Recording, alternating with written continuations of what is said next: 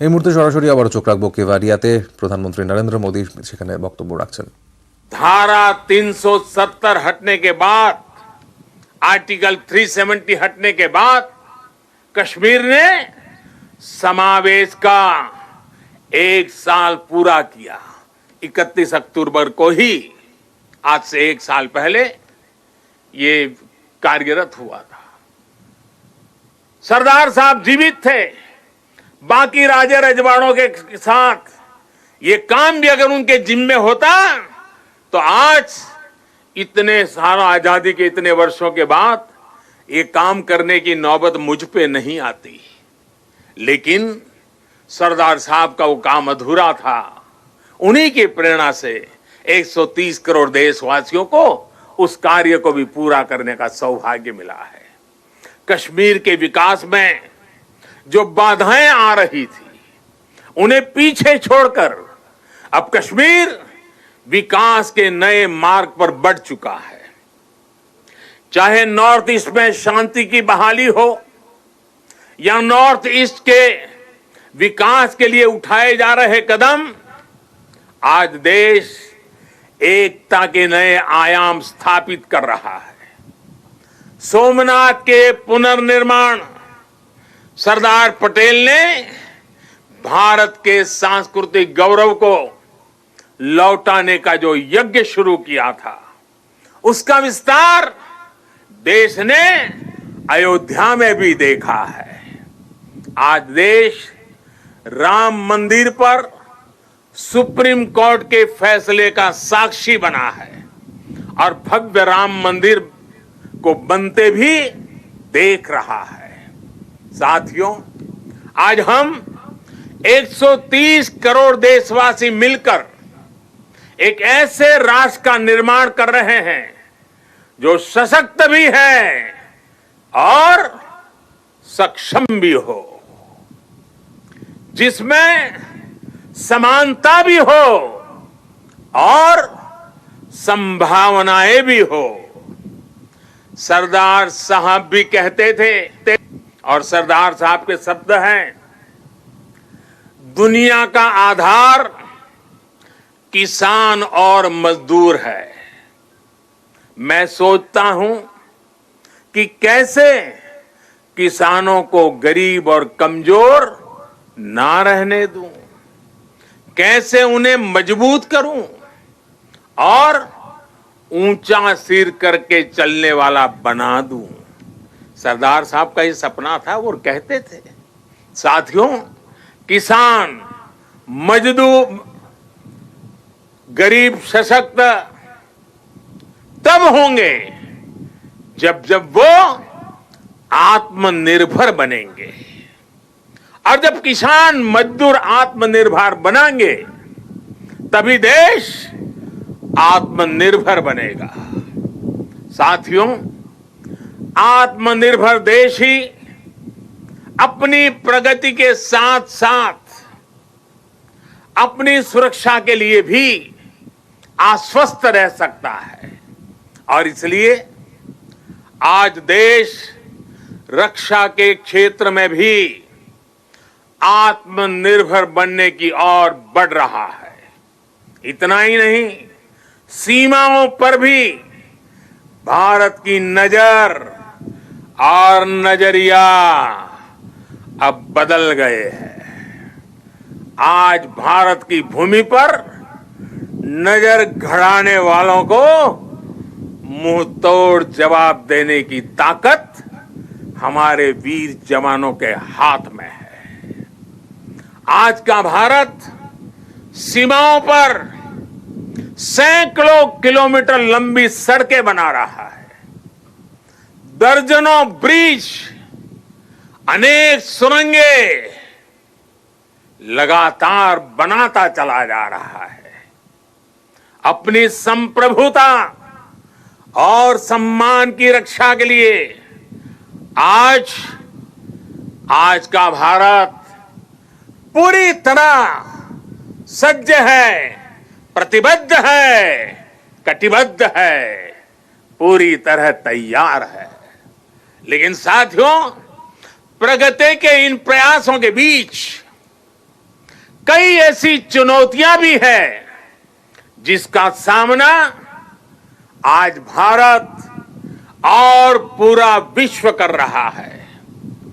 बीते कुछ समय से दुनिया के अनेक देशों में जो हालात बने हैं, जिस तरह कुछ लोग आतंकवाद के समर्थन में खुल करके सामने आ गए हैं, वो आज मानवता के लिए, विश्व के लिए, शांति के उपासकों के लिए एक वैश्विक चिंता का विषय बना हुआ है।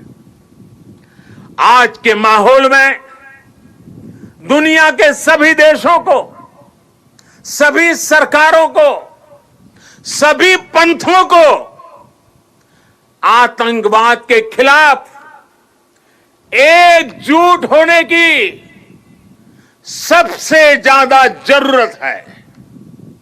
शांति, भाईचारा और परस्पर आदर का भाव ही मानवता की सच्ची पहचान है। शांति, एकता और सद्भाव वही उसका मार्ग है। आतंकवाद, हिंसा से कभी भी किसी का कल्याण नहीं हो सकता। भारत तो पिछले कई दशकों से आतंकवाद का भुक्तभोगी रहा है, पीड़ित रहा है। भारत ने अपने हजारों वीर जवानों को खोया है, अपने हजारों निर्दोष नागरिकों को खोया है, अनेक माताओं के लाल खोए हैं, अनेक बहनों के भाई खोए हैं। आतंकी पीड़ा को भारत भली भांति जानता है। भारत ने आतंकवाद को हमेशा अपनी एकता से, अपनी दृढ़ इच्छा शक्ति से जवाब दिया है। आज पूरे विश्व को भी एकजुट होकर हर उस ताकत को हराना है जो आतंक के साथ है, जो आतंकवाद को बढ़ावा दे रही है। साथियों, भारत के लिए तो एकता के मायनों का विस्तार हमेशा से बहुत ज्यादा रहा है। हम तो वो लोग हैं जिनको प्रेरणा मिली है, सर्वे भवन्तु सुखिनः। हम वो लोग हैं जिन्होंने आत्मसात किया है वसुधैव कुटुंबकम की। यही तो हमारी जीवन धारा है। भगवान बुद्ध से लेकर महात्मा गांधी तक भारत ने समूचे विश्व को शांति और एकता का संदेश दिया है। साथियों, राष्ट्रकवि रामधारी सिंह दिनकर जी ने लिखा है, भारत एक विचार, भारत एक विचार, स्वर्ग को भू पर लाने वाला। भारत एक विचार, स्वर्ग को भू पर लाने वाला। भारत एक भाव, भारत एक भाव जिसको पाकर मनुष्य जगता है। भारत एक भाव जिसको पाकर मनुष्य जगता है। हमारी ये राष्ट्र हमारे विचारों से, हमारी भावनाओं से, हमारी चेतनाओं से, हमारे प्रयासों से हम सबसे मिलकर ही बनता है। और इसकी बहुत बड़ी ताकत भारत की विविधता है। इतनी बोलियां, इतनी भाषाएं, अलग अलग तरह के परिधान, खान पान, रीति रिवाज, मान्यताएं, ये किसी और देश में मिलना मुश्किल है। हमारे वेद वाक्यों में भी कहा गया है, जन्म बिभ्रति बहुधा विवाचसम नाना धर्माणम पृथ्वी यथोकसम सहस्त्रम धारा द्रविणस्य में दुहा ध्रुवे धनुरन प्रस्फुरंती। अर्थात हमारी ये मातृभूमि अलग अलग भाषाओं को बोलने वाले, अलग अलग आचार विचार व्यवहार वाले लोगों को एक घर के समान धारण करती है। इसलिए हमारी ये विविधता ही हमारा अस्तित्व है। इस विविधता में एकता को जीवंत रखना ही राष्ट्र के प्रति हमारा कर्तव्य है।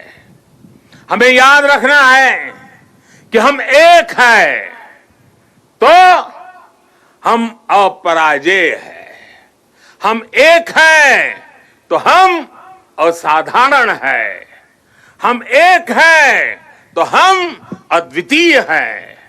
लेकिन साथियों, हमें ये भी याद रखना है कि भारत की ये एकता, ये ताकत दूसरों को खटकती भी रहती है। हमारी इस विविधता को ही वो हमारी कमजोरी बनाना चाहते हैं। हमारी इस विविधता को आधार बनाकर वो एक दूसरे के बीच खाई बनाना चाहते। কার্তিকে কাঞ্চন দর্শন, ব্যস্ত শহর হঠাৎ থমকে নীল আকাশের ব্যাকড্রপে চোখের সামনে মেঘ ছুঁয়ে থাকা কাঞ্চনজঙ্ঘা। আমরা দেখেছিলাম এই ছবি গতকাল এবং উত্তরবঙ্গের বিভিন্ন জায়গা থেকে, জলপাইগুড়ি, ধূপগুড়ি, শিলিগুড়ির বেশ কিছুটা অংশ, এমনকি কোচবিহারের কয়েকটি জায়গা থেকেও কিন্তু কাঞ্চনজঙ্ঘার এই রেঞ্জ চোখে পড়েছে একেবারে ঝকঝকে।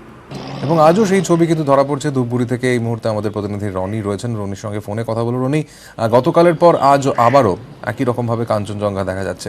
গতকালেরটা ভালো ছিল না আজকেরটা, কোনটা বেশি ভালো লাগছে? সৌমাদিত্য, গতকালকে কাঞ্চনজঙ্ঘা যতটা মানুষ উপভোগ করেছে তার থেকে বেশি পরিষ্কার আজকে। আজকে সকাল থেকেই শুধু নয়, ভোরবেলা বলতে হয়, ভোরবেলা থেকেই কিন্তু মানুষ ভিড় জমিয়েছেন। ধূপগুড়ির যে জাতীয় সড়ক রয়েছে এশিয়ান হাইওয়ে 48, সেখান থেকে কিন্তু মানুষ দাঁড়িয়ে রীতিমতো কাঞ্চনজঙ্ঘা উপভোগ করছে এবং পুরো চূড়াটা কিন্তু পাহাড়ের দেখা যাচ্ছে সাদা বরফে ঢাকা এবং তার উপরে যখন ভোরের সূর্যের আলো পড়ছে সোনালী রং কিন্তু রীতিমতো ফুটে উঠেছে। মানে দার্জিলিং এ টাইগার হিলে গিয়ে যে দৃশ্য দেখতে হয় মানুষকে, সচরাচর বিভিন্ন প্রান্তের মানুষ ছুটে যান যে দৃশ্য দেখবার জন্য, সেটা কিন্তু ধূপগুড়ি শুধু নয়, ধূপগুড়ির পার্শ্ববর্তী ডুয়ার্সের যে সমস্ত এলাকাগুলি রয়েছে, মালবাজার, নাগরাকাটা, মাদারিহাট, তারপর ময়নাগুড়ি, এই সমস্ত এলাকা থেকে এবং জলপাইগুড়ি শহরের তিস্তার পার থেকেও কিন্তু পরিষ্কার দেখা যাচ্ছে সেই কাঞ্চনজঙ্ঘার দৃশ্য।